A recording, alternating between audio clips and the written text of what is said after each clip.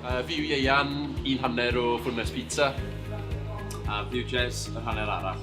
Dechreuodd y busnes yn 2014, just trwy cariad a pizza.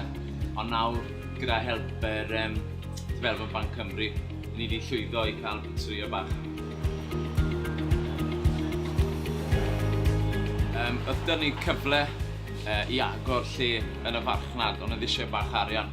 Bydd ni'r banc ble ni wedi cael arian o'r blaen i benthyg o'r banc, ond oedd e bach fwy gymleth trwy hyn. Felly nid ni clywed o Business Wales, hwnna cyfle i siarad gyda Development Banc Cymru. Wrth bod ni'n neud na, ni wedi sylweddoli o'r ffwytho dyn nhw, bod e'n proses hawdd iawn, wrth bod ni'n dangos business plans a pethau fel yna.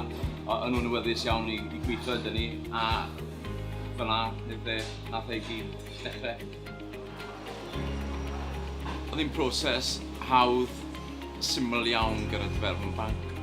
O'r dechrau, o'r cychwyn, wnaethon nhw gweld yn business plan, a wedyn wrth i ni edrych ar hwnna, ond mwyn edrych arno yr arian oedd dan ni, a wedyn beth oedd y sefyllfa ni mwyn i adeiladu'r busnes yma.